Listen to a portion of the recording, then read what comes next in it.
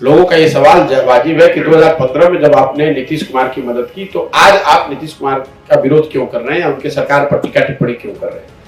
वो इसलिए कर रहे हैं कि 14-15 के नीतीश कुमार और 21-22 के नीतीश कुमार में जमीन आसमान का फर्क है, राजनेता के तौर पे, ह्यूमन बीइंग के तौर पर और प्रशासक के तौर पे। पहला, राजनेता के तौर पे नीतीश कुमार 2014 में लोकसभा के चुनाव हारे थे, अपना चुनाव नहीं हारे थे, लेकिन राजनीतिक मोरालिटी करके जो एक चीज होती है उसके लिए उन्होंने अपना पद छोड़ दिया था, मांझी जी को मुख्यमंत्री बनाया था। आज वो नीतीश कुमार 2020 में चुनाव हार गए हैं, 243 के विधानसभा में उनको 43 एमएलए आए तो चुनाव हार गए हैं, फिर भी कोई ना कोई जुगत लगा के जोड़ तोड़ करके पहले भाजपा के साथ और अब आरजेडी के साथ किसी भी तरह कुर्सी पर बने रहे, इस मोटो से काम कर रहे हैं। दूसरा, ह्यूमन बीइंग की जो बात है, 14-15 में नीतीश कुमार की एक छवि ये थी कि ये आदमी सेंसिटिव आदमी है। ये वो नीतीश कुमार हैं जो रेल मंत्री रहते हुए जब रेल दुर्घटना हुई तो उस पद से इस्तीफा दिया था, क्योंकि आकर उन्होंने जो प्रेस में बताया गया कि अटल जी को बताया कि जो हृदय विदारक स्थिति थी वहां लोगों की, वो देख के मैं रेल मंत्री नहीं रह सकता हूं। आज वही नीतीश कुमार, बिहार के हजारों लोग जब कोविड के दौरान पैदल चल रहे थे, भूखों मर रहे थे, नीतीश कुमार अपने बंगले में बंद थे। उन्होंने बाहर निकलकर एक प्रेस वार्ता करना भी जरूरी नहीं समझा। उनको अपनी जान, अपनी सुरक्षा या अपनी सुविधा की ज्यादा चिंता थी।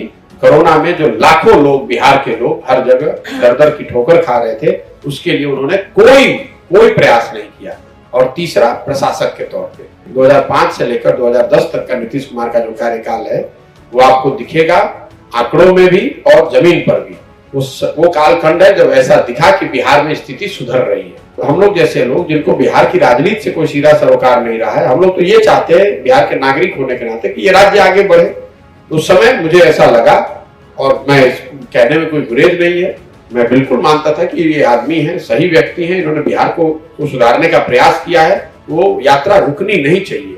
और सिर्फ चुनाव प्रबंधन या व्यवस्था की कमी की वजह से वो अगर चुनाव हार गए हैं तो मुझे उसकी मदद उनकी करनी चाहिए। नीतीश कुमार 2014 में मेरे पास आए, मेरे से नवंबर 2014 को दिल्ली में आकर मिले। उनको किसी ने बताया था कि नरेंद्र मोदी जी का कैंपेन बिहार के किसी लड़के ने किया है। तो पवन वर्मा जी, जो उनके उस समय के राज्यसभा के एमपी थे, उनके घर पर आकर मेरे से मिले।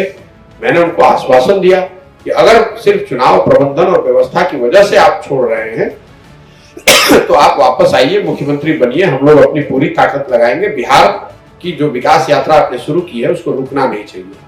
लेकिन नीतीश कुमार जब 15 में जीत गए तो आपको ये भी ध्यान होगा कि 15 में एक 7 निश्चय का कार्यक्रम भी मैंने बनवाया था, और वो 7 निश्चय कोई नीतीश कुमार का कार्यक्रम नहीं था, प्रशांत किशोर का कार्यक्रम नहीं था। 40,000 गांव में मैंने सर्वे कराकर वो कार्यक्रम बनवाया था, उसका एक भी बात आज तक पूरा नहीं किया। आपको जानकर ये आश्चर्य होगा कि देश में भूमिहीनों की संख्या सबसे ज्यादा आज बिहार में, रूरल बिहार में, ग्रामीण बिहार में करीब करीब 60% लोग ऐसे हैं जिनके पास एक धूर जमीन नहीं है, और बिहार के स्तर पर यह आंकड़ा है करीब करीब 55%। मतलब 55% बिहारियों के पास 1 इंच जमीन नहीं है।